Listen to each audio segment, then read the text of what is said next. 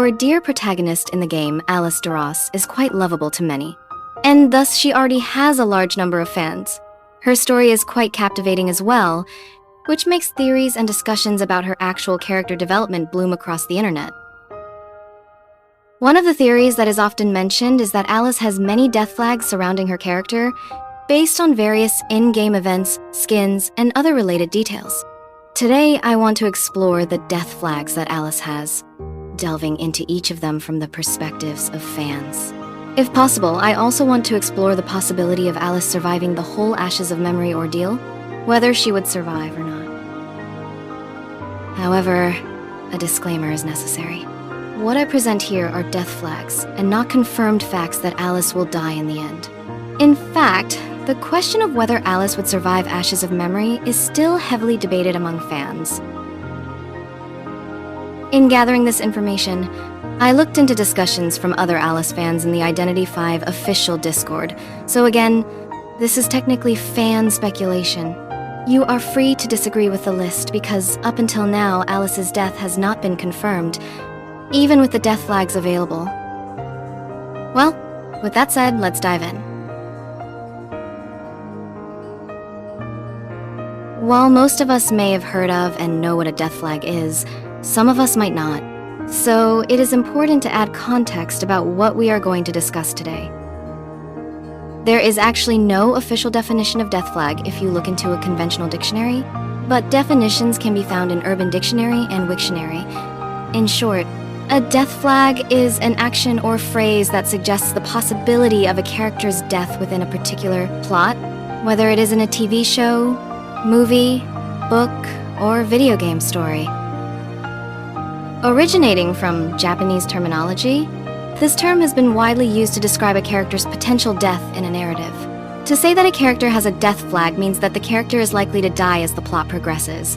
That means, when we are talking about Alice's death flags, it implies that Alice has many hints pointing toward her possible death in the story. The question now, however, is what exactly are Alice's death flags?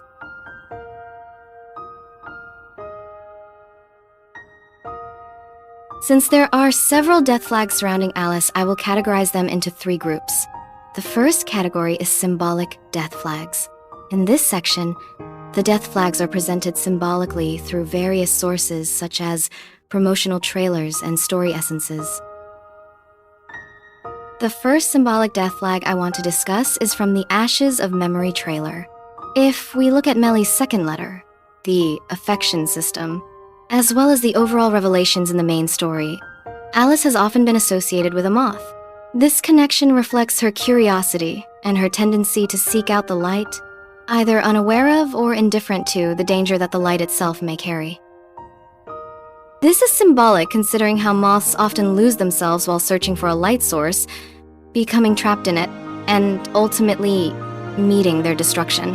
In English literature, there is also the idiom, like a moth to a flame. It is a metaphorical expression used to describe someone's strong attraction towards something, often despite the potential dangers or negative consequences attached to it. Returning to Alice's death flag, there is a scene in the Ashes of Memory trailer that shows a moth flying toward a flame. However, before the moth can reach the flame and burn itself, it is eaten by a raven. Symbolically, this could suggest that Alice, in her pursuit of the truth about her past, is stopped by Orpheus, who is often represented by the raven.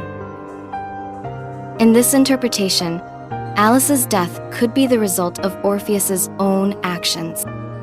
Another way to view this is that Orpheus, in an attempt to protect Alice from reaching the fire, traps her within his beak. The outcome of this action remains unknown, but it could still potentially lead to her death. Of course, some may interpret this scene as purely artistic, without any deeper narrative meaning. After all, Alice's death has not been confirmed. Still, it is interesting to consider the symbolic implications behind this moment. Another symbolic death flag lies in Alice's sacrificial lamb theme. This can be seen in her S-tier skin, source of evil.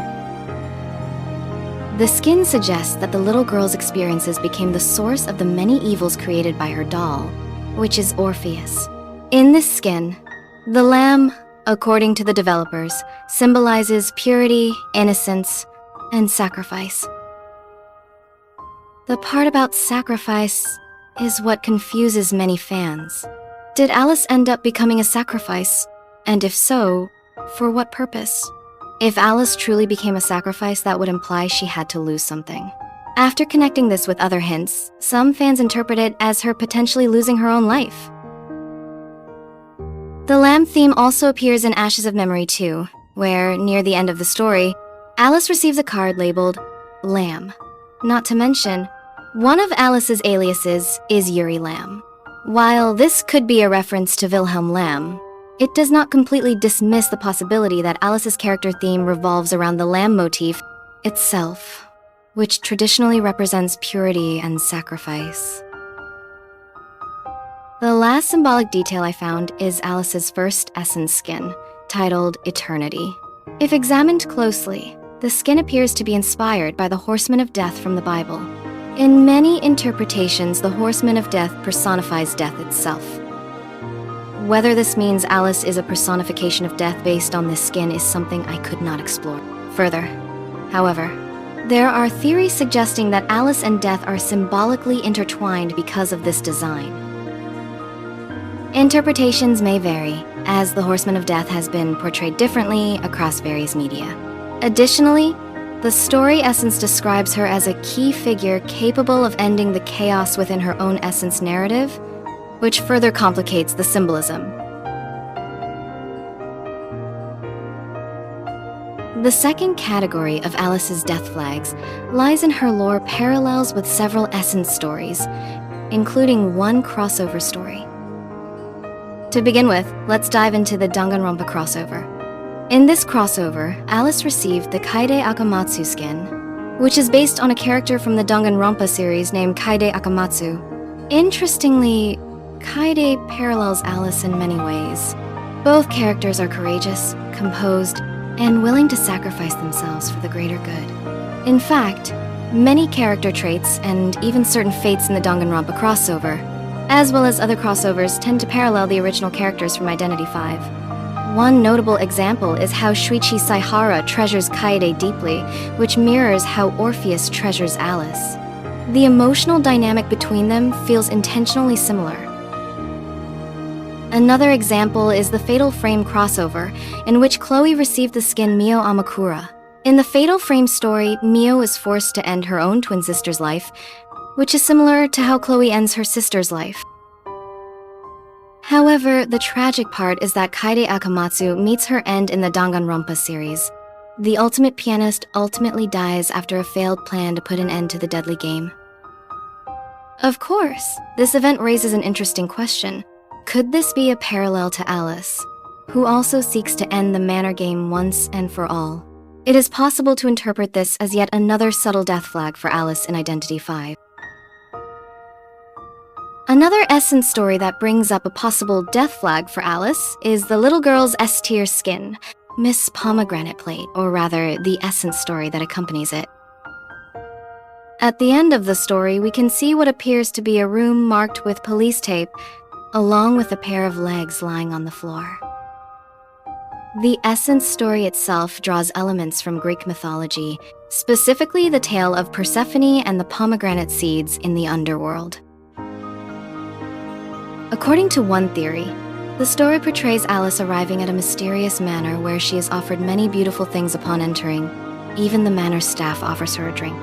However, Alice has long realized that all of it is an illusion, that everything presented to her is merely memories. What she seeks in the manor is not comfort or nostalgia, but the truth. And so, she chooses to step outside, even when everyone tells her to stay. Upon reaching the boundary between reality and illusion, Alice chooses reality. As a result, the manor crumbles, revealing what appears to be a room marked with police tape and a pair of legs believed to be Alice's own. According to this theory, Alice dies after consuming the pomegranate seeds.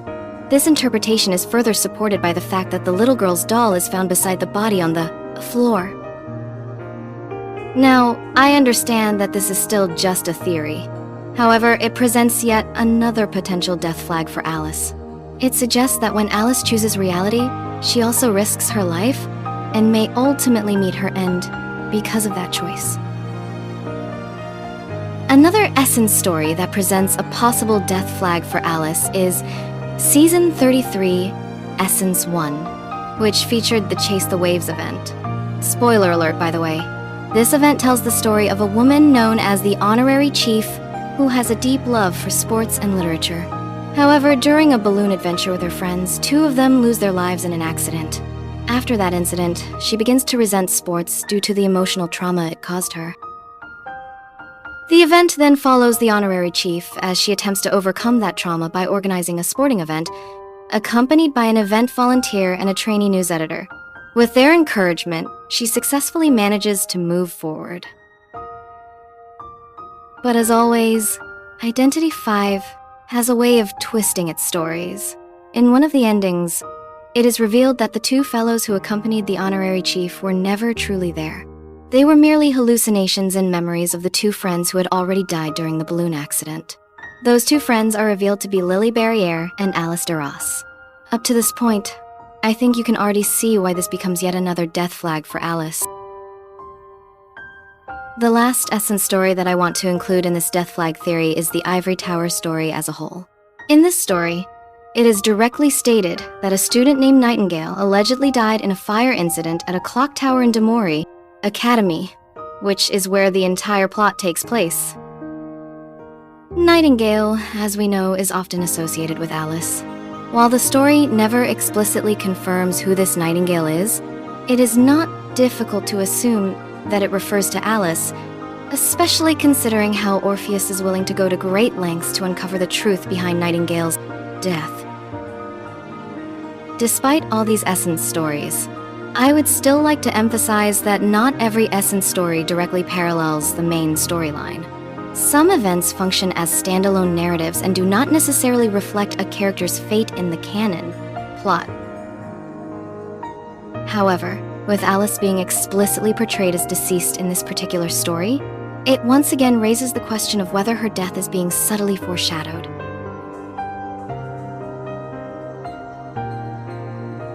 The last category I would like to present focuses on the lore implications themselves, and this one carries significant weight regarding Alice's potential death. To understand this, we need to go back to the Time of Reunion event in 2022, which tells us about the final Manor game. At the end of Time of Reunion, we see Orpheus being chased by a certain figure known as Nightmare, in a place that feels very familiar to us all, Darkwoods, also known as the Forest of No Return. In an attempt to escape Nightmare, Orpheus desperately turns a gas valve somehow located within the forest, increasing the pressure until it ultimately causes the entire woods to explode into flames. Amid the burning forest, we see the little girl standing there, looking sadly at Orpheus before being consumed by the blaze. The little girl, as we know, is essentially Alice, or rather, what remains of Alice within Orpheus's memory.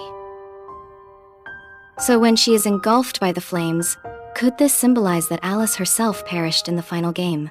That in the end, Orpheus was unable to save her? This moment deeply unsettled many fans, with some believing that it serves as yet another death flag for Alice. The last thing I want to discuss regarding this overall death flag is the 2nd anniversary offline package called Memory Pages, released during the 2nd anniversary. This package contains several letters and documents that provide useful insight into the overarching plot. Although the language is vague and the information somewhat scattered, it subtly hints at what may have happened to Alice during the final game. You can read the full details on the wiki, which I will link in the description. In short, some parts suggest that Alice, in a desperate attempt to find Orpheus, was willing to put her life on the line. She even states that she does not know whether she will be able to escape alive. Through these pages, we also gain a clearer understanding of how Alice truly feels about Orpheus. Returning to the death flag theory, the fact that Alice openly acknowledges the possibility of not surviving strongly reinforces the tension. When we connect this with the events of Time of Reunion, it raises the question once again, Could Alice have perished in the final manor game? We cannot say for certain. But if that turns out to be the case, I would not be entirely surprised.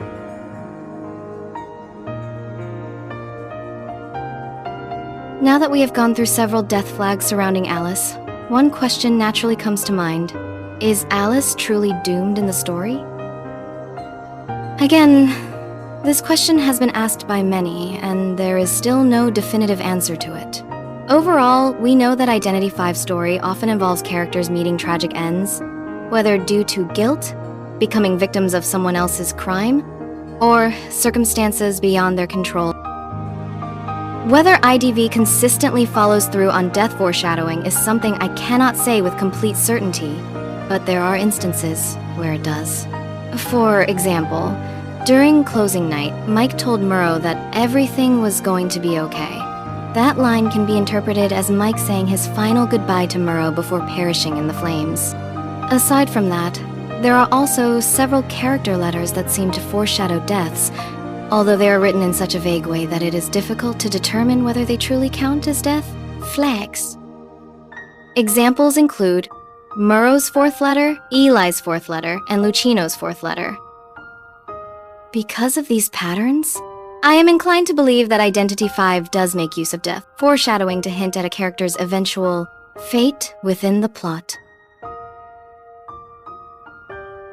Whether Alice's death flags will ultimately come true, however, is something I cannot answer decisively. The answer lies with the developers, and I believe it will be revealed in time. In any case, these death flags may point toward Alice's possible fate, but if you have a different interpretation, feel free to share your thoughts. After all, nothing has been set in stone yet, and for now, these ideas remain within fan speculation. Thanks for watching, and I'll see you next time.